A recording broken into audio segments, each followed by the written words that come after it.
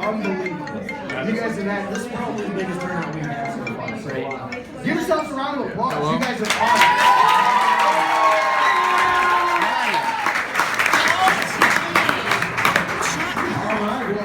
Out here on the WTTF patio press box, so come on out here. From 6 to 9 p.m. tonight is the Seneca East Tailgating. Come on out wearing your favorite Tigers gear, and BDubs is donating 15% of the sales until 9 o'clock to the Seneca East Athletic Department. So, Coach, every week we like to ask the panelists here to come up with some questions for the coaches, and I'm going to skip Tommy because he's usually the drill master. I'm going to start with Drew Felton of TiffanyOhioSports.com. Coach, Drew Felton, all eyes on Drew. Coach, nice to meet you. Good talking to you. Yeah, I got to talk to you a little earlier, and definitely a good start to the season.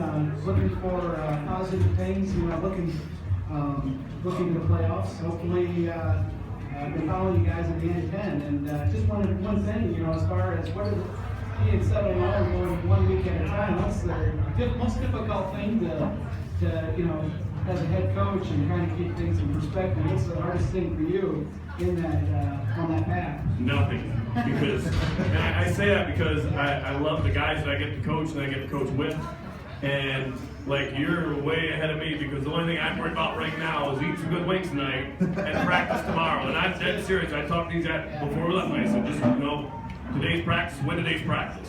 Tomorrow, win tomorrow's practice. And never get ahead of yourself. And if you do that, that's a good life lesson, because I think some people worry about things that down the line they can't control. And I know one thing, we can take care of getting ready for practice tomorrow, and then when we get to practice tomorrow, having a good one there. And if we do that, then everything else takes care of itself. That's a good answer. I like that. I think that's part of the reason why they're undefeated. Yeah, exactly. And on that note, what's the best part? The best part? Yeah, the best part about being a head coach at Seneca East High School. These guys I get to work with, we look at them out there. What do you say, guys? Yeah! They're fun. When you're a kid and you're on the playground, you look forward to recess every day because you go out and play with your friends. And that's what we do every day. We're like an organized recess where we go out and the guys have fun playing football, and the coaches have fun, doing it with them. And when you can do that every day, that makes it pretty special, and that makes it a lot of fun. Yeah, and then following the last question, promised, as far as I've asked a lot of the coaches, as far as how do you incorporate you guys with the youth program and trying to, basically develop a foundation of your program and then keep it going years to come. We just have fun, and at every level, we just want the kids to enjoy football. And I think the style we play gets a lot of people involved, and the time they're young to now, we just, I think a lot of the credit goes to the people that we have working with guys. My coaches just do an outstanding job, and I give them a lot of responsibility, and they just take it and they run with it. Coach Dick, he organizes the offense, and I just let him go with it. And he's kind of like a kid at Christmas a lot of times. You never know what presents you're gonna find when you get days off in the script. It's just nice to have coaches like I have, and have players, and obviously the community. I told kids, and I said this back in the spring when I had our first meeting with them. I said, you won't find a town that's more excited about their team than Attica and Republic inside here in the Southeast community. And a night like tonight proves that. Our community loves this football team, and we love it back. And we look forward every Friday night to have them out there with us. Awesome.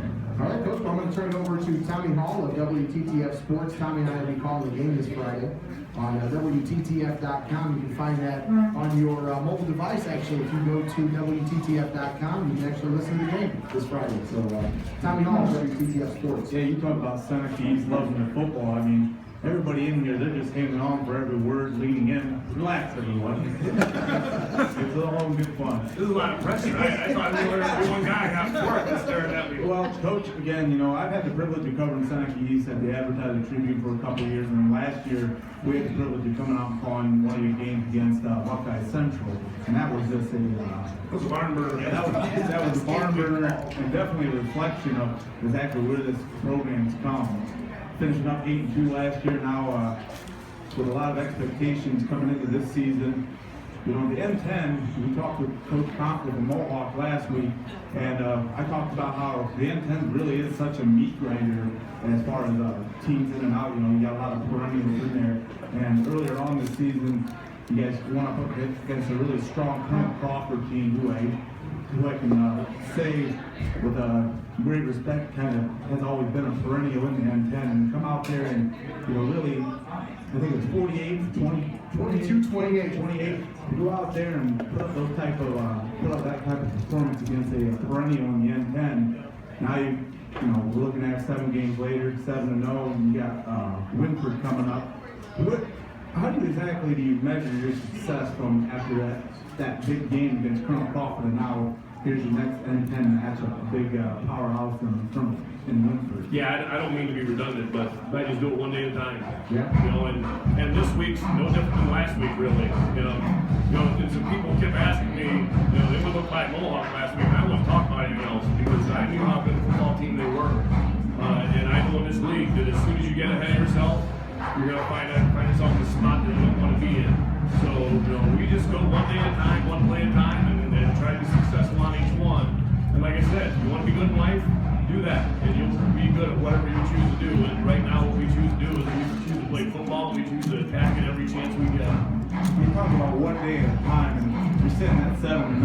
This is, you know, Seneca East has been a successful program, but when you wake up week 10 and you find yourself at, you know, perhaps hopefully 10-0, then exactly where does that one day at a time? When you look back on all of that, do you think, hey, taking it one day at a time was the right call, or you find that niche at week 10 and decide, hey, we have ourselves a pretty damn good football team here, but I know we have a really good football team right here, and I appreciate that. And we just need to get better every day. And I told the guys, we can look back at Colonel Crawford now because it's gone. But I wouldn't let myself think about anything beyond that. And I won't let myself do that now. Because as soon as you do that, you're in trouble. You know, we can't win Friday's game yet. It's not Friday. We can't win week 9 or 10 right now. All right, the only thing we can do right now is have a good meal tonight, enjoy being around each other, and tomorrow have a good practice. And, you know, that's just the way life is. And, you know, you start getting too far beyond that, and like I said, you just get yourself in trouble. And then you don't enjoy the moment. I told these guys, you know, you used to worry about things down the line, and you're not going to have fun right now. I have fun with these guys every day because I go to practice with them. The only thing I worry about is practice. You know, I'm having fun with them, and I enjoy the heck out of it. You can tell. So this weekend you guys have been, well, on Monday, and you guys prepare for Winford and everything. Is there anything about this squad coming up or about this game that has a little bit of worries? I know they're a big powerhouse up front as far as the trenches go. You feel you guys match up pretty well on paper with you guys? Yeah, I think we match up real well. They're a lot like us. They're mobile in their formations, we run similar defenses, and that makes it fun in practice. You know, like tonight, when we went to our 7-on-7 segment, you know, our freshmen went and they played defense, and they pretty much went our defense, which makes it, you know, it makes a lot of fun. It makes it really productive for them because it's not like we're going out and doing somebody else's stuff.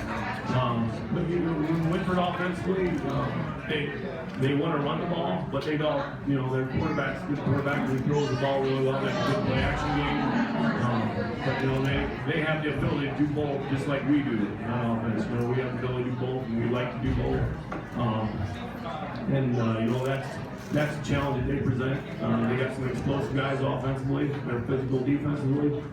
So, you know, one thing that has been the key for us all year, I think, in a lot of what we do, and for any good football team, is you've got to go out and you've got to be physical up front, and you got to take care of the line of scrimmage on both sides of the ball. And our guys up front have done that, right, big guys? Yeah! And you got to tackle well. You know, and I think that's, you know, something that you go into any game against a team like Winford, you got to go out, you got to play all front, you got to tackle very well. Yeah, I definitely can tell just in your demeanor and by looking in the young man's face here that you guys are definitely ready for Friday night, so I'm not going to keep you up anymore with any of my questions. It seems like I said, it takes a while for a team to buy in, and then this team bought in. We love each other. They break every day with family, and you know, some people say things, and these guys mean it. Absolutely. All right, well, I'm going to turn it over now to Greg Ken of WTTF Sports. He'll be on the sidelines this Friday as our sideline reporter, so you'll be familiar with him. You talked about liking to have fun, kind of playing around like on a playground type thing. With the exception of Colonel Crawford, you guys pretty much have kind of just walked over the rest of the games up till Mohawk. Yeah. So how was last week's game different for you guys? The only real close game you really had so far. Mohawks are good. Nobody's gotten away from Mohawk. If you go back and you look at the Winford game against Mohawk and ours, they're very similar. And I think the one thing that makes Mohawk a very difficult team to play is their team speed's very good and they're very quick. And they're really good tacklers. It's hard to break off a long one and get away from them. So give them a lot of credit because they played well defensively and they run the football well. And we had a couple chances where we probably left some points on board with a couple things. But the good thing is when you play a game like that and you get through it, you're better and stronger because of it. And you have a little adversity and you go through a tight one like that, you win. You know that you can do that. And you guys talked about that Buckeye game last year. There's no doubt in my mind that game tilted the scales for St. East football. And our guys know, just get us to the fourth quarter. Just get us to the fourth quarter and the second half. And we'll take care of business. And that's what happened last Friday against Mohawk. We came out and we didn't do anything magic at halftime, but we told the O-line that we wanted to kind of mash it down our throats. And there was an opportunity that arose, and the coaches were talking on the headset about a couple different things. I said, we told them we're going to mash it down their throats. Let's go out and do it. Yeah. And from that point forward, I think we called one play for the whole fourth quarter, and that's not an exaggeration. That's a fact. Alright, well now we're going to ask, you guys were talking about what the easy motivators look and feel whenever you guys come into this game. Like points scored versus points scored on, you guys know it's deep in there too. So what do you think it'll come down to, like what will be the difference there? Team tackles well, takes care of football, and wins up front. What do most what do most games come down to? Even the games we won by a lot, we played well up front, offensively, defensively. We've taken care of the football, and win the line of scrimmage, and you'll win the game. Absolutely. All right, Coach. Well, I've got a couple questions here for you, and then we'll let you get to your meal. I know you're excited about getting the wins. So you guys got a really talented duo with Brock and Brennan Martin. How do you draw up a game plan to counter what the other team's trying to do, which is to stop them at all costs? We don't ever go into a game like looking at the number of times we're going to run the ball or the number of times we're going to throw the ball. We don't ever go in the game thinking we want this guy to get the ball this many times or anything like that. We go in the game knowing what we want to do. We have a set of offensive plays and run plays and pass plays just like any team does. And when we get in the game, we look at the defense and we see what they're giving us, and then we just start running our plays. And Brennan is the trigger man, so he goes out and he sees what the defense is doing and kind of takes what they give, and then we attack. And when we're doing well, we attack really fast. When we attack really fast, the kids don't think a whole lot, the coaches don't think a whole lot, we just go. And sometimes the ball just ends up somewhere. But we don't really care where it ends up because we know that whoever gets the ball in their hands is going to take care of business. Absolutely. And that's a luxury to have. Now, That's got to be. I will say this, we like to run the ball and we like to throw the ball because when you're a kid on the playground, sometimes you want to run the ball, sometimes you want to throw the ball. And because both are fun. So at the end of the day, we do know that we want to do both. And we like doing that, and we practice that, and we go out Friday and do that. That's absolutely excellent. So I watched as you built that program from the ground up. It's a reflection of your coaching values and your values as a person. How different is it in the locker room than it was when I was there under Coach Lamar? I don't know that it's hard to look back. I'm not going to talk about how it's different. I'm just going to talk about what you see now. Okay. What you see now when you go in there it's just fun. These kids love each other, and I've said it several times, but it's like going out to the playground with your friends and playing. I know I've said that several times lately, but that's how fun it is, and that's what we do. And when the game was over the other night, the kids couldn't wait for our O-line. Our O-line coach's name is Ted Weaver. And, you know, Ted's got a little chant that they do. I think we don't know where Ted was, but we just give him the old Ted chant here, guys. Let him hear it. Let him hear it. Ted, Ted, Ted, Ted, Ted, Ted, Ted, Ted, Ted, Ted, Ted. When Ted gets to the weight, because Ted works over here at National Machinery, when he gets to the weight room every day, I'll be like, hey guys, look, there's Ted. And they respond, Ted! It's like going to the cheers when Norm was there, like, no, Norm, it's Ted. That's awesome. Just little things like that, you know, when you're around each other long enough and you do enough things together, you have fun with each other. And, you know, things like that, let you know that you care about each other. And, you know, you can enjoy the time you spend with each other. And that's what it is right now. Whether you're out in the field, in the locker room, or walking down the hallway, our student section is awesome. You know, when we win a game, I'll be honest with you, I can't wait for our guys. And on Friday night, we were in a weight game, and here's a whole huge student section down the end zone. I couldn't wait to go out and see them, you know, because it's not just about, you know, our football guys. It's about that school right now. Yeah. And that school, you know, I told, like I said last spring, you'd be hard pressed in the state of Ohio to find a town that's more excited about their team than this one. But you know what? You'd be hard pressed to find a school that has a bunch of kids that enjoy being around each other and support each other like Senate East. You know, the football team supports cross country and vice versa, and the volleyball team, and you know, whatever may be going on, they just enjoy each other. And that's, you know, you find me a principal or a superintendent or, you know, whatever you're looking for related to school that doesn't want that among their kids. And, you know, it's something special and something that's a lot of fun right now. Absolutely, it sounds like something special. You guys got something really unique going on over there. So last question here. I'm really excited about this Friday, and I know you guys are too. Everybody in here is really pumped up. I'm excited It's a about huge practice matchup. tomorrow. I'm excited about the wins after this interview. So you guys have some gorgeous facilities over there.